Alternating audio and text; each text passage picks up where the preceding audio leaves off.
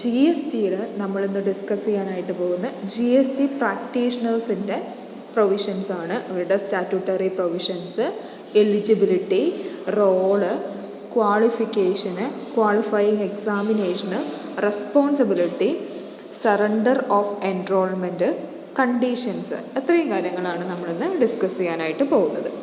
Okay, നമുക്ക് one by one ആയിട്ട് discuss ചെയ്യാം. So first of all, GST പ്രാക്ടീഷണറിൻ്റെ സ്റ്റാറ്റ്യൂട്ടറി പ്രൊവിഷൻ എന്ന് പറയുന്നത് സെക്ഷൻ 48 ആണ്.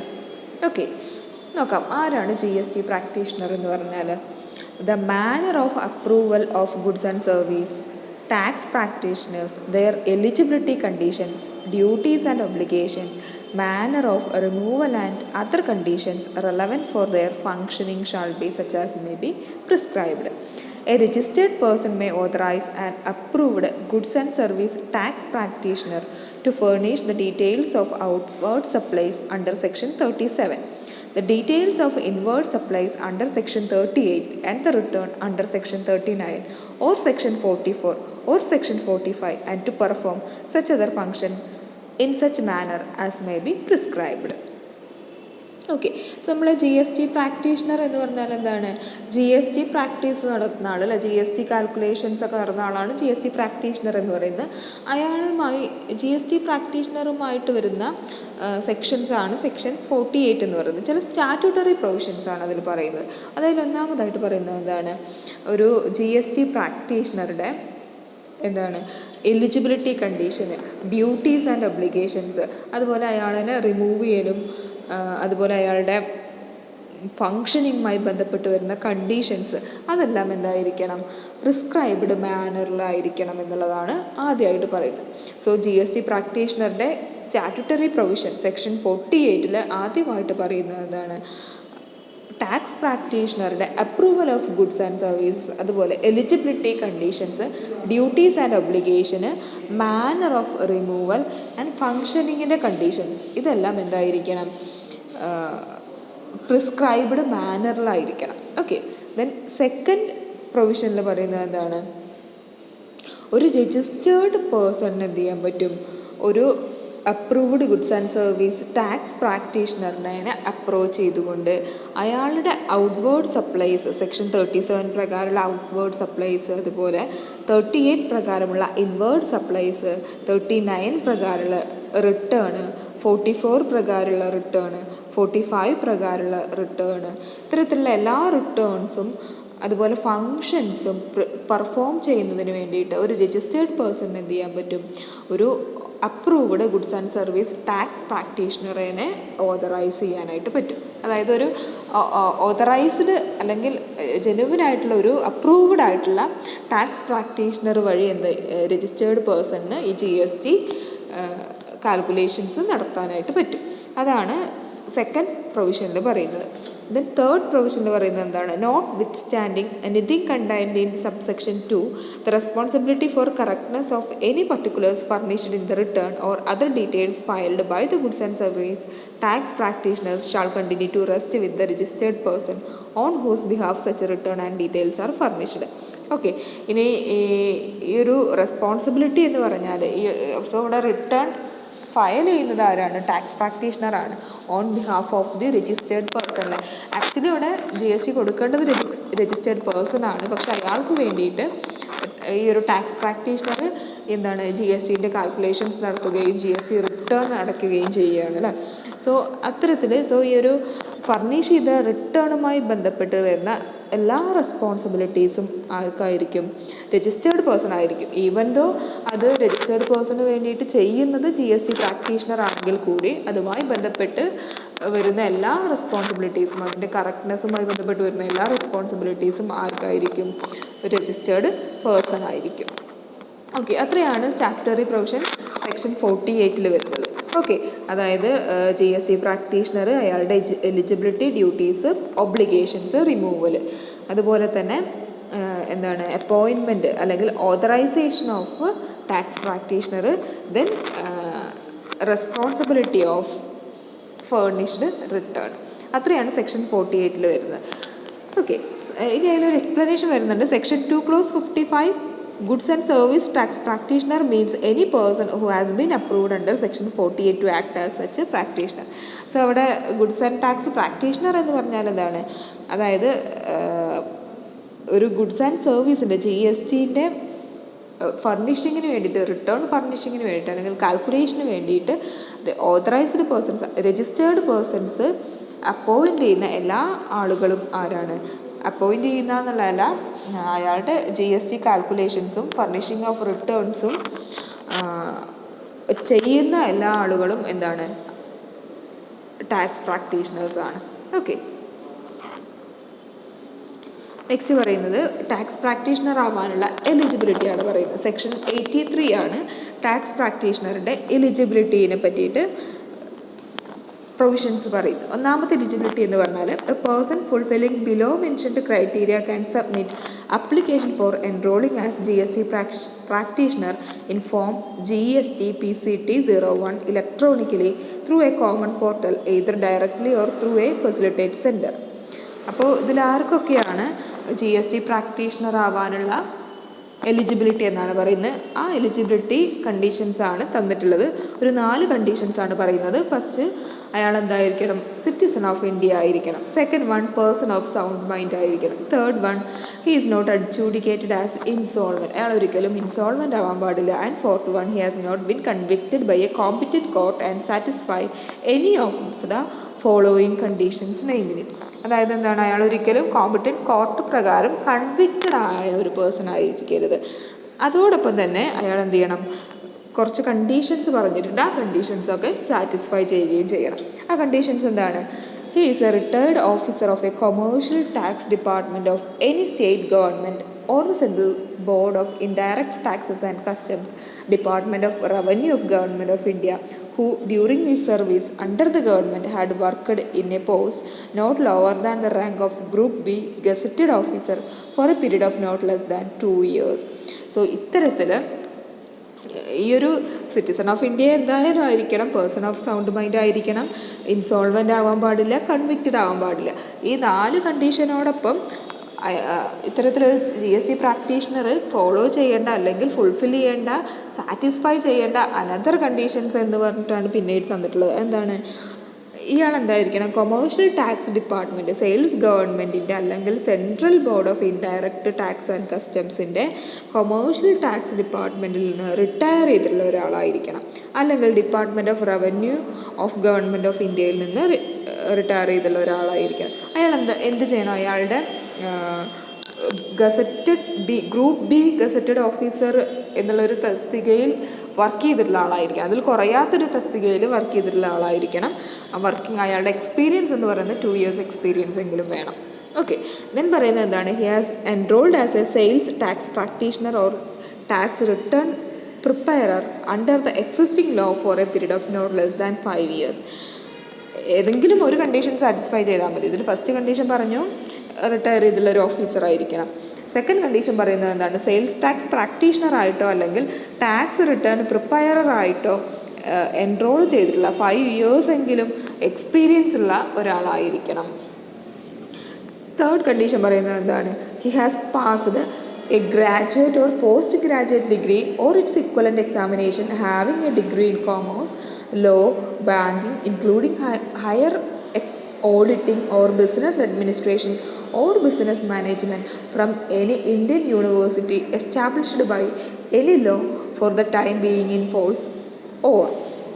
ഓക്കെ, അടുത്ത കണ്ടീഷൻ പറയുന്നത് എന്താണ്? അയാളൊരു ഗ്രാജുവേറ്റ് അല്ലെങ്കിൽ പോസ്റ്റ് ഗ്രാജുവേറ്റ് അല്ലെങ്കിൽ എന്തായിരിക്കണം? കൊമേഴ്സിലോ, ലോയിലോ, ബാങ്കിങ്ങിലോ, ബിസിനസ് അഡ്മിനിസ്ട്രേഷനിലോ, ബിസിനസ് മാനേജ്മെൻറ്റിലോ ഏതെങ്കിലും ഒരു ഇന്ത്യൻ യൂണിവേഴ്സിറ്റിയിൽ നിന്ന് ഇക്വലൻ്റ് എക്സാമിനേഷൻ പാസ്സായിട്ടുള്ള ഒരാളും ആവാം. ദെൻ അടുത്ത കണ്ടീഷൻ എന്താ പറയുന്നത്? അല്ലെങ്കിൽ a degree examination of any foreign university recognised by any Indian university as equivalent to the degree examination mentioned in sub clause. അല്ലെങ്കിൽ എന്തായിരിക്കണം? അയാൾ ഫോറിൻ യൂണിവേഴ്സിറ്റി, അതായത് ഇന്ത്യൻ യൂണിവേഴ്സിറ്റി അംഗീകരിച്ചിട്ടുള്ള ഏതെങ്കിലും ഫോറിൻ യൂണിവേഴ്സിറ്റിയിൽ നിന്ന് ഡിഗ്രി എക്സാമിനേഷൻ പാസ്സായിട്ടുള്ള ഒരാളായിരിക്കണം. Okay, then or any other examination notified by the government on the recommendation of the council for this purpose. അല്ലെങ്കിൽ എന്താണ്, ഗവൺമെൻറ്റിൻ്റെ ഏതെങ്കിലും ഗവൺമെൻറ് നോട്ടിഫൈ ചെയ്തിട്ടുള്ള അതർ എക്സാമുകൾ പാസ്സായിട്ടുള്ള ഒരാൾ, or he passed any of the following examination, അല്ലെങ്കിൽ എന്തായിരിക്കണം, അയാൾ ചാർട്ടേഡ് അക്കൗണ്ടൻറ്റിൻ്റെ ഫൈനൽ എക്സാമിനേഷൻ പാസ്സായിട്ടുള്ള ആളായിരിക്കണം, അല്ലെങ്കിൽ ICMAൻ്റെ institute of cost accounts of ഇന്ത്യൻ്റെ ഫൈനൽ എക്സാമിനേഷൻ പാസ്സായിട്ടുള്ള ഒരാളായിരിക്കണം, then institute of company secretaries of ഇന്ത്യൻ്റെ ഫൈനൽ എക്സാമിനേഷൻ പാസ്സായിട്ടുള്ള ഒരാളായിരിക്കണം. ഇതിൽ ഏതെങ്കിലും എക്സാമിനേഷൻസ് പാസ്സായിട്ടുള്ള ഒരാൾക്കും എന്താവാം, GST പ്രാക്ടീഷണർ ആവാനായിട്ട് സാധിക്കും. നമ്മൾ ആദ്യം പറഞ്ഞത് എന്താണ്, ആദ്യം സിറ്റിസൺ ഓഫ് ഇന്ത്യ ആവണം, അതുപോലെ സൗണ്ട് മൈൻഡ് ആയിരിക്കണം, ഇൻസോൾവൻ്റ് ആവരുത്, പിന്നെന്താണ് കൺവിക്റ്റഡ് ആവരുതെന്ന് പറഞ്ഞു. അതോടൊപ്പം നമ്മൾ ഓറിട്ടിട്ട് കുറച്ച് കണ്ടീഷൻസ് പറഞ്ഞു. ആദ്യം പറഞ്ഞത് എന്താണ്, റിട്ടയർഡ് ഓഫീസർ ആയിരിക്കണം, അതുപോലെ സെയിൽസ് ടാക്സ് പ്രാക്ടീഷണറായിട്ട് 5 വർഷമെങ്കിലും എന്താണ് എൻറോൾ ചെയ്തിട്ടുള്ള ആളായിരിക്കണം, അതുപോലെ ഗ്രാജുവേറ്റ് അല്ലെങ്കിൽ പോസ്റ്റ് ഗ്രാജുവേറ്റ് എക്സാം പാസ്സായിട്ടുള്ള ആളായിരിക്കണം, ഇന്ത്യൻ യൂണിവേഴ്സിറ്റി അംഗീകരിച്ചിട്ടുള്ള ഫോറിൻ യൂണിവേഴ്സിറ്റിയിൽ നിന്ന് ഡിഗ്രി എക്സാമിനേഷൻ പാസ്സായിട്ടുള്ള ആളുകളായിരിക്കണം, അല്ലെങ്കിൽ ഗവൺമെൻറ് നോട്ടിഫൈ ചെയ്തിട്ടുള്ള ഏതെങ്കിലും എക്സാമിനേഷന് പാസ്സായിട്ടുള്ള ആളായിരിക്കണം. ദെൻ CA എക്സാമോ CMA എക്സാമോ CS എക്സാമോ ഒക്കെ പാസ്സായിട്ടുള്ള ഒരാൾക്കും എന്താവാൻ പറ്റും, GST പ്രാക്ടീഷണറായിട്ട് വർക്ക് ചെയ്യാനായിട്ട് പറ്റും. അതാണ് നമ്മൾ എലിജിബിലിറ്റിയിൽ പറയുന്നത്. ഇനി നമ്മൾ പറയുന്നത് എന്താണ്, qualifying examination for GST practitioners ആണ്. GST പ്രാക്ടീഷണർ ആവാനുള്ള ക്വാളിഫയിങ് എക്സാമിനേഷൻസിനെ പറ്റിയിട്ടാണ് പറയുന്നത്. സോ GST പ്രാക്ടീഷണർ ആവാനുള്ള ക്വാളിഫയിങ് എക്സാമിനേഷനെ പറ്റിയിട്ടാണ് റൂൾ 83A പറയുന്നത്. സോ നോക്കാം, every person mentioned in clause B of sub clause 1 of rule 83 need to pass an examination to become a registered practitioner. National academy of customs, indirect taxes and narcotics NACIN is the authorized agency for conducting this examination. So GST practitioner ആവാനുള്ള qualifying examination എന്ന് പറയുന്നത് conduct ചെയ്യുന്നത് ആരാണ്, NACIN ആണ്. Indirect taxes and narcotics is the authorised agency എന്നുള്ളതാണ് പറയുന്നത്. Okay, the examination shall be conducted twice in a year. ഒരു വർഷത്തിൽ 2 എക്സാമുകളായിരിക്കും. It is a computer based test ആണ്, മൾട്ടിപ്പിൾ ചോയ്സ് ക്വസ്റ്റ്യൻ ആണ്, മാക്സിമം 2 അവറിൻ്റെ 30 മിനിറ്റിൻ്റെ എക്സാമാണ്, 200 ക്വസ്റ്റ്യൻസ് ആണ് അറ്റൻഡ് ചെയ്യാനായിട്ടുണ്ടാവുക. കാൻഡിഡേറ്റ്സ് എത്ര സ്കോർ ചെയ്യണം, 50% മാർക്ക് സ്കോർ ചെയ്താലാണ് ഈ എക്സാമിനേഷൻ ക്വാളിഫൈ ചെയ്യുക.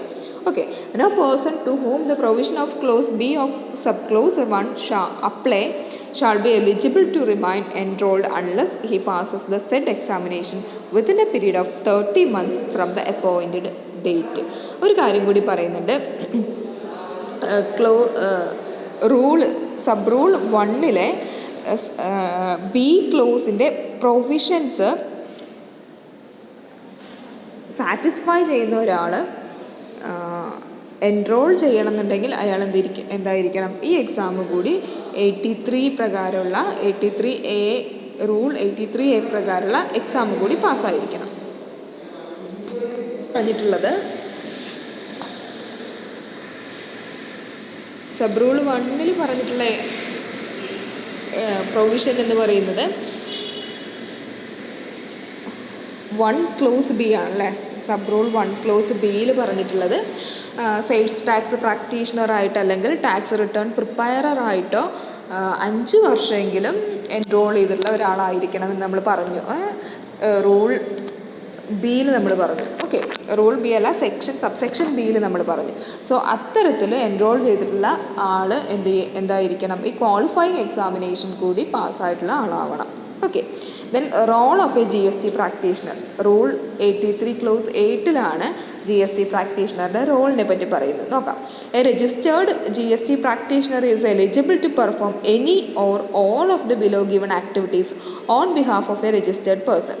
A registered GST practitioner should take consent from his client in form GST PCT 5 for acting on behalf of such persons. So ഇത്തരത്തിൽ GST പ്രാക്ടീഷണർ ആവണമെന്നുണ്ടെങ്കിൽ അയാൾ ക്ലയൻറ്റിൻ്റെ കയ്യിൽ നിന്ന്, ആർക്ക് വേണ്ടിയിട്ടാണോ GST കാൽക്കുലേഷൻസ് നടത്തുന്നത് അയാളാണ് ക്ലയൻറ്റ് എന്ന് പറയുന്നത് അല്ലേ, ആ ക്ലയൻറ്റിൻ്റെ കയ്യിൽ നിന്ന് കൺസെൻറ്റ് വാങ്ങണം. കൺസെൻറ്റിൻ്റെ ഫോം എന്ന് പറയുന്നത് GST PCT 5 ആണ്. ഓക്കെ, അതോടൊപ്പം തന്നെ അയാൾ ഫർണിഷ് ചെയ്യേണ്ടത് എന്തൊക്കെയാണ്? He should furnish the details of outward and inward supplies, then furnish monthly, quarterly, annual or final return, then make deposit for credit into the electronic cash ledger, file a claim for refund, file an application for amendment or cancellation of registration, furnish information for generation of e-way bill, furnish details of challan, inform GST ITC 4, file an application for amendment or cancellation of enrollment under Rule 58, and file an intimation to pay tax under the composition scheme or withdraw from the said scheme. ഇത്രയും റോളാണ് ഒരു GST പ്രാക്ടീഷണർക്കുള്ളത്. ഇത്രയും റോളാണെന്ന് പറഞ്ഞാൽ ഇത്രയും ഫയലുകളാണ് അയാൾ furnish ചെയ്യേണ്ടത്. Okay, outward supplies, inward സപ്ലൈസിൻ്റെ details, അതുപോലെ final, annual, quarter or monthly returns, then electronic cash ലെഡ്ജറിൽ ഡെപ്പോസിറ്റ് നടത്തുക, റീഫണ്ടിന് ക്ലെയിം ചെയ്യുക, ക്യാൻസലേഷൻ അല്ലെങ്കിൽ അമെൻമെൻറ്റ് അല്ലെങ്കിൽ അപ്ലിക്കേഷൻ ഓഫ് രജിസ്ട്രേഷൻസ് നടത്തുക, ഇ-വേ ബില്ലിൻ്റെ ഇൻഫർമേഷൻസ് ഫർണിഷ് ചെയ്യുക, അതുപോലെ ചലാൻ്റെ ഡീറ്റെയിൽസ് ഫർണിഷ് ചെയ്യുക, അതുപോലെ അമെൻമെൻറ്റിനും ക്യാൻസലേഷൻ ഓഫ് എൻറോൾമെൻറ്റിനൊക്കെ എന്ത് ചെയ്യുക, അപ്ലിക്കേഷൻ ഫയൽ ചെയ്യുക. ദെൻ ഗവൺമെൻറ്റിലേക്ക് കോമ്പോസിഷൻ സ്കീം വഴി ടാക്സ് പേയ്മെൻറ്റ് നടത്തുമ്പോൾ അതിൻ്റെ ഒരു ഇൻറ്റിമേഷൻ ഫയൽ ചെയ്യുക. സോ ഇത്തരത്തിലൊക്കെ ഉള്ള റോളുകളാണ് അല്ലെങ്കിൽ ഫങ്ഷൻസാണ് ഒരു GST പ്രാക്ടീഷണർക്ക് ഉണ്ടാവുക. ദെൻ റെസ്പോൺസിബിലിറ്റീസ് എന്തൊക്കെയാണെന്ന് നോക്കാം. Responsibility of a GST practitioner rule 83 പറയുന്നത്. ഫസ്റ്റ് പറയുന്നത് എന്താണ്? Take authorisation from a registered person. Okay, ആ ഓതറൈസ്ഡ് പേഴ്സണിന് വേണ്ടിയിട്ടാണ് എന്ത് ചെയ്യുന്നത്? കാൽക്കുലേഷൻസ് അല്ലെങ്കിൽ ഫർണിഷിങ് ഓഫ് റിട്ടേൺസ് ചെയ്യുന്നത്. റിട്ടേൺ ഫർണിഷ് ചെയ്യുന്നത് ഓതറൈസ്ഡ് പേഴ്സൺ, രജിസ്റ്റേർഡ് പേഴ്സണിന് വേണ്ടിയിട്ടാണ്. സോ ഈ ഒരു GST പ്രാക്ടീഷണർ എന്ന് പറയുന്നത് ഓതറൈസ്ഡ് ആയിരിക്കണം. രജിസ്റ്റേർഡ് പേഴ്സൻ്റെ ഓതറൈസ്ഡ് പേഴ്സൺ ആയിരിക്കണം ആരെന്ന് പറയുന്നത്? GST പ്രാക്ടീഷണർ എന്ന് പറയുന്നത്. അല്ലെങ്കിൽ അപ്രൂവൽ കിട്ടിയിട്ടുണ്ടായിരിക്കണം. ഓതറൈസ്ഡ് രജിസ്റ്റേർഡ് പേഴ്സൻ്റെ കയ്യിൽ നിന്ന് അപ്രൂവൽ കിട്ടിയിട്ടുണ്ടായിരിക്കണം. Second one, prepare statement with due diligence. Okay, സ്റ്റേറ്റ്മെൻറ്റുകൾ എന്താണ്?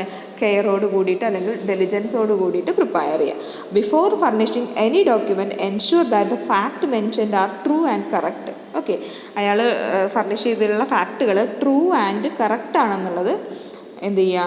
എൻഷുർ ചെയ്യുക. ദെൻ അയാളുടെ ഡിജിറ്റൽ സിഗ്നേച്ചർ ഫിക്സ് ചെയ്യുക.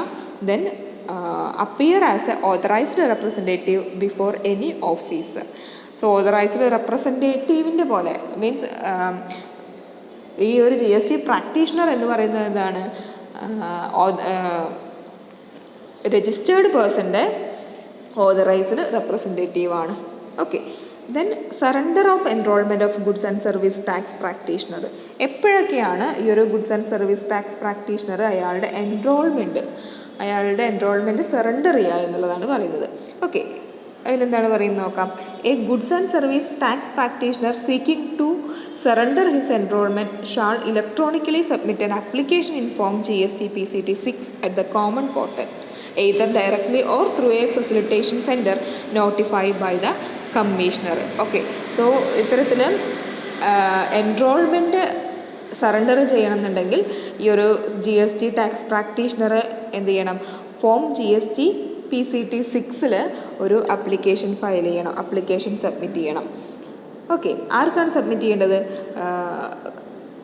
കമ്മീഷണറിൻ്റെ കോമൺ പോർട്ടലിൽ വേണം ഈ ഒരു ആപ്ലിക്കേഷൻ ഫയൽ ചെയ്യാനായിട്ട്. The commissioner or an officer authorised by him may after causing such enquiry as deemed fit and by order in form GST PCT 7 cancel the enrolment of such practitioner. Then commissioner ആ application check ചെയ്ത ശേഷം form GST PCT 7 എന്ത് ചെയ്യും? ഒരു order issue ചെയ്യും. ആ order എന്ന് പറയുന്നത് എന്താണ്? എൻറോൾമെൻറ്റ് ക്യാൻസൽ ചെയ്യാനുള്ള ഒരു ഓർഡർ ആയിരിക്കും. ദെൻ അടുത്ത് നമ്മൾ പറയുന്നത് റൂൾ 84 പറയുന്നത് എന്താണ്? Conditions for the purpose of appearance ആണ്. Conditions for the purpose of appearance. Okay, എന്താണ് പറയുന്നത്? No person shall be eligible to attend before any authority as a goods and service tax practitioner in connection with any proceedings under the act on behalf of any registered or unregistered person unless he has been enrolled under rule 83. So rule 83 പ്രകാരം register ചെയ്തുള്ള അല്ലെങ്കിൽ enrol ചെയ്തുള്ള ഒരു GST പ്രാക്ടീഷണറെ മാത്രമേ എന്ത് ചെയ്യാൻ പറ്റുള്ളൂ? ഒരു രജിസ്റ്റേർഡ് പേഴ്സണിന് അപ്രോച്ച് ചെയ്യാനായിട്ട് പറ്റുള്ളൂ.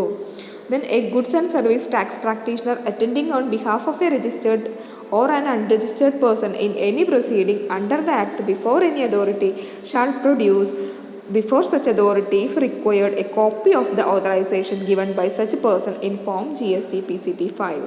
So ഇത്തരത്തിൽ GST പ്രാക്ടീഷണേഴ്സ് രജിസ്റ്റേർഡ് പേഴ്സണിന് വേണ്ടിയിട്ട് ഫർണിഷ് ചെയ്യുന്ന സമയത്ത്, റിട്ടേൺ ഫർണിഷ് ചെയ്യുന്ന സമയത്ത് അയാളുടെ ഓതറൈസേഷൻ, രജിസ്റ്റേർഡ് പേഴ്സൺ അല്ലെങ്കിൽ അൺരജിസ്റ്റേർഡ് പേഴ്സൺ കൊടുത്തിട്ടുള്ള ഓതറൈസേഷൻ്റെ ഒരു കോപ്പി കൂടി അയാൾ GST PCT 5 എന്ത് ചെയ്യണം? ഫർണിഷ് ചെയ്യേണ്ടി വരും. അത്രയാണ് എന്താണ് റൂൾ 84 പറയുന്നത്. സോ നമ്മൾ GST പ്രാക്ടീഷണറുമായി ബന്ധപ്പെട്ട് ഇത്രയും സെക്ഷൻസാണ് പറയുന്നത്. Okay, thank you.